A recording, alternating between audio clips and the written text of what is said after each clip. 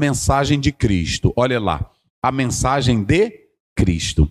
Por que é interessante aqui nós colocarmos pregando o evangelho de Deus, ok? Porque quando Jesus Cristo ele vem trazendo a mensagem de quem? De Deus para a humanidade. Ou seja, Jesus não vem pregar, é outra coisa interessante que eu quero pontuar. Jesus não vem pregar filosofia, Jesus não vem pregar história, Jesus não vem contar fábulas, Jesus vem pregar o evangelho de quem?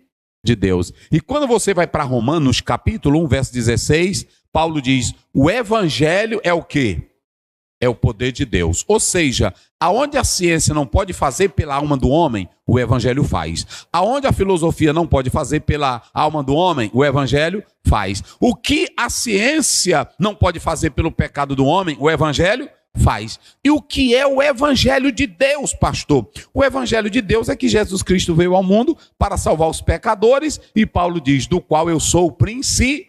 Então, aqui é muito interessante. Por quê? Porque o pregador... Bota para cá, Caio. Bota para cá. O pregador do evangelho, ele tem que ir para a plataforma da igreja ou púlpito. Ele tem que ir na rua, ele tem que ir na escola, na universidade, em qualquer lugar que ele for, ele tem que pregar o evangelho de Deus. Não é o evangelho dele, não é o evangelho de historinha, não é o evangelho de brincadeirinha, o evangelho romântico, não é o evangelho apenas de aparência, é o evangelho que é poder de Deus. Marcos 16, Jesus Cristo deixou bem claro aos apóstolos no verso 15, ide por todo e pregai o quê?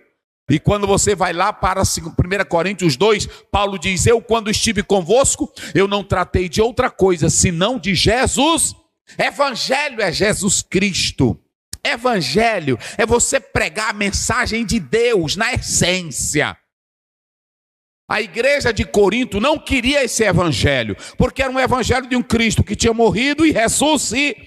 E essa história, ela não cabe bem para um médico, ela não cabe bem para um engenheiro, ela não cabe bem para uma pessoa da elite. Esse negócio de falar de um defunto que morreu, ressuscitou, foi para o céu, vem buscar a igreja. Isso não é conversa para o século 21, para uma mente pós-moderna. Mas não é triunfante, não é interessante. Mas bota para cá. Mas essa tua mentezinha pós-moderna, essa tua mente naturalista, essa tua mente cética, essa tua mente que rejeita o evangelho, que vai te condenar para o inferno. Porque só tem uma coisa que salva, é o evangelho. E quando você observa, Paulo diz em Atos 20, eu não deixei de falar de todo o conselho de... Quando Paulo pregava, ele pregava tudo, mas ele pregava sobre céu e ele pregava sobre inferno.